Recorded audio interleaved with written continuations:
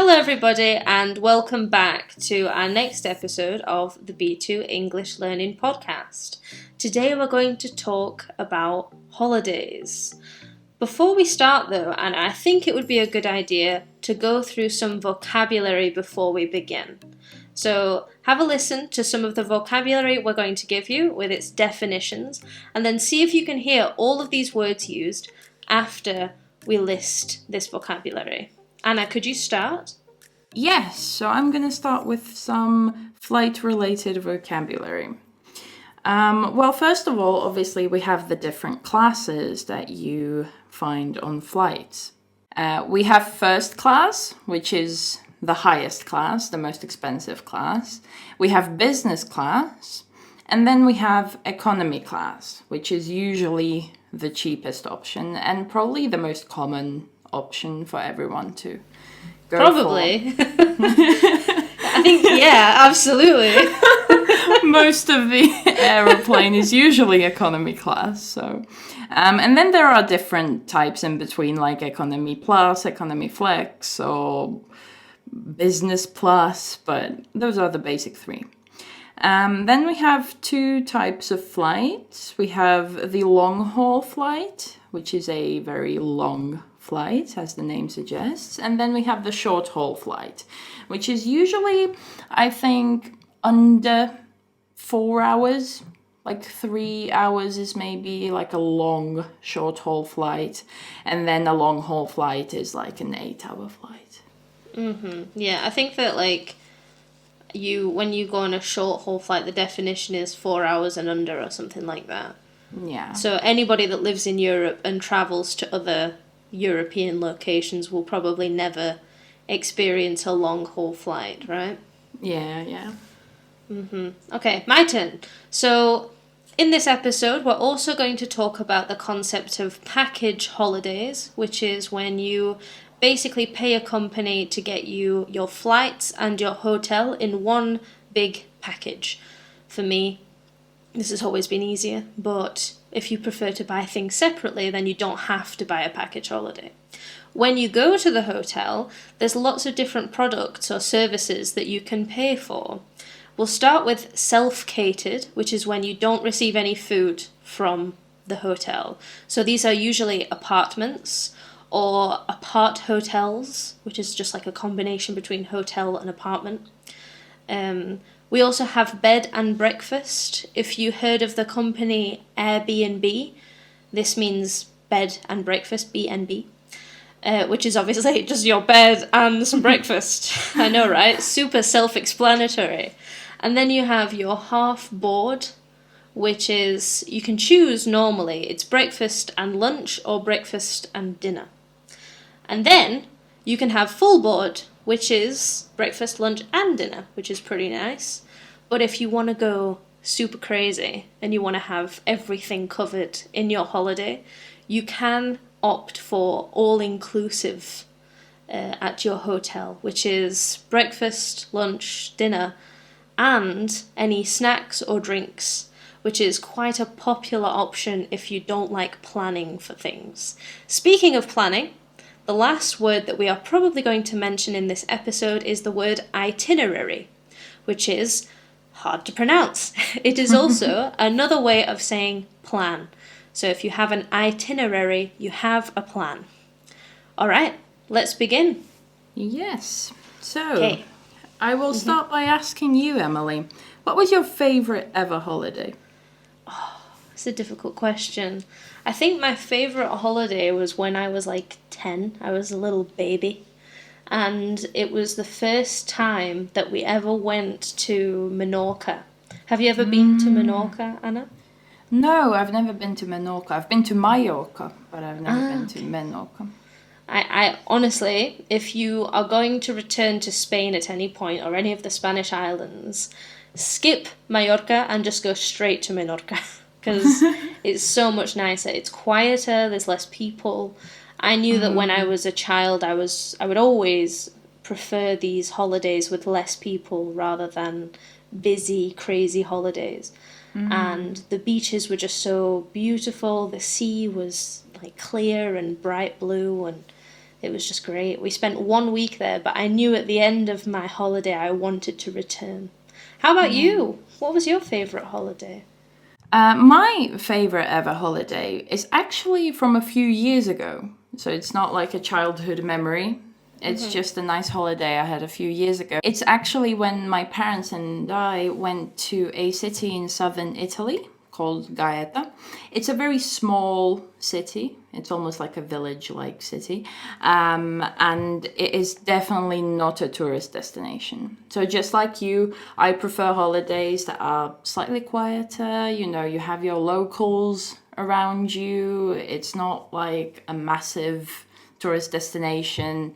And this small city of Gaeta, it has the best olives in Italy. It has the best rosemary in Italy. And I love food when I'm traveling. So it was just incredible, honestly incredible, walking around this little Italian village. And we had a hotel which had its own private beach. So that was incredible. Whoa, that sounds crazy. What kind of hotel was it? Did you receive any like meals or anything like that, or was it self-catered? No, it was not self-catered. It was also not all-inclusive. So it was basically a bed and breakfast, but the hotel had a restaurant. You just didn't have an option to choose like any meals at the restaurant with like the package, I guess. You know, you could go and eat at the restaurant, but you had to pay separately. Oh, okay. I feel like a lot of hotels do that nowadays. I think it makes more sense now.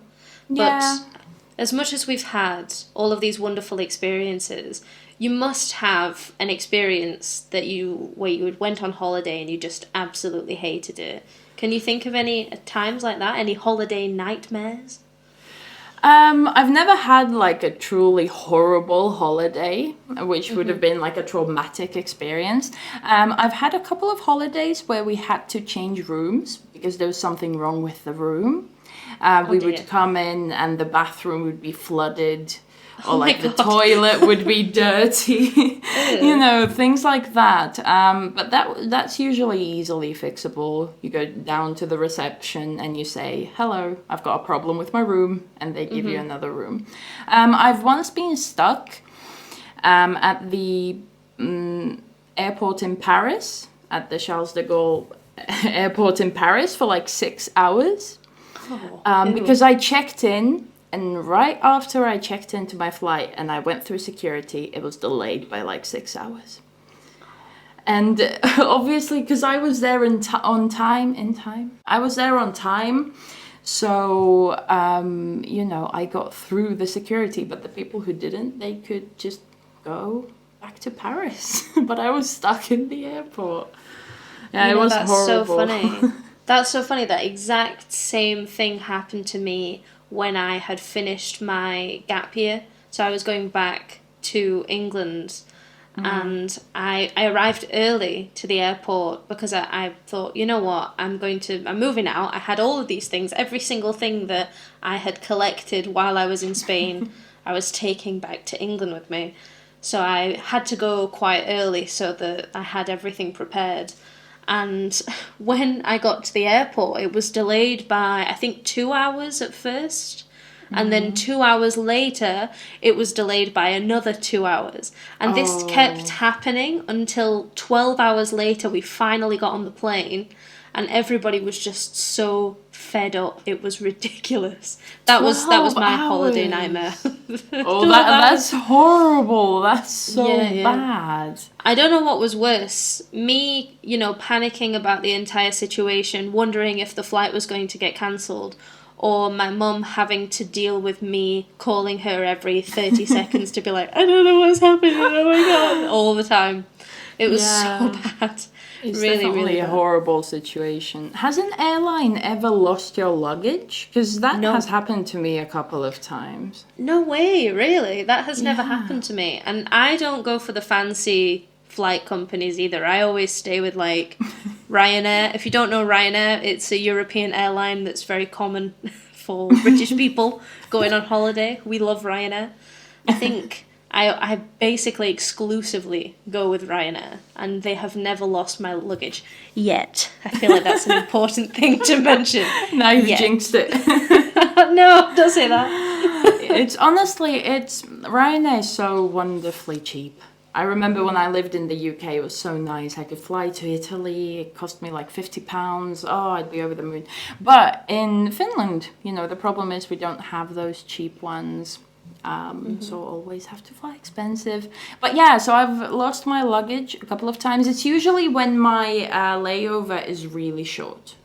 A 40-minute layover in Frankfurt, they might. And sorry, just to specify, what's a layover?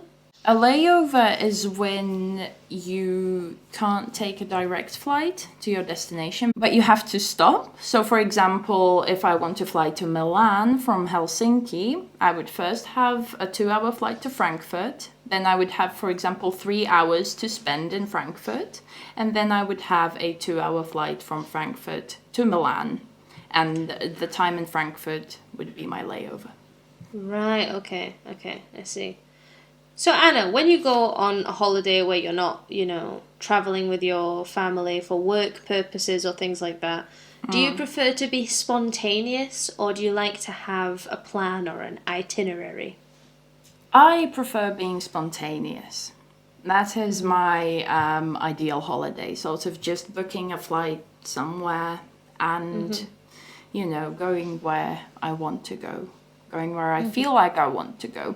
Sometimes if there are some places that I really want to visit, like I was just in Barcelona and I really wanted to visit La Sagrada Familia, obviously I, thought of that in advance, and I thought, okay, on this day I will go and see La Sagrada Familia. But otherwise I like being spontaneous. What about you, Emily? Yeah, I'm the same. I'm exactly the same. If I go on holiday with my parents, no offense if they are listening, I hope that they are not, but if they have a plan, I'm always very adverse to this plan, because maybe I have another idea in mind, but sometimes when you're on holiday you just want to relax as well, and being spontaneous, sometimes you can wake up and say, today I'm going to do this, and nothing can stop me. So for that reason, I don't like having an itinerary, and I prefer being alone as well when I travel. Because the people that you travel with sometimes don't have the same idea as you, right? Yeah, that's true. That's true. But one more question for you then, Anna. Have you ever been on a long-haul flight? And if so, where did you go? I have. So I have been on a long-haul flight to China. For example, to Beijing when I went there when I was in high school on a small exchange. And that was the longest flight I've ever been on. So that was, I think, 9 hours. And yeah, it was not fun. I can't sleep on airplanes. That's my problem. Me neither. That's so weird. I can't sleep on airplanes at all. It's terrible. It was horrible. I was so jet lagged when we got to Beijing. But what about you, Emily? Have you ever been on a long haul flight? Nope.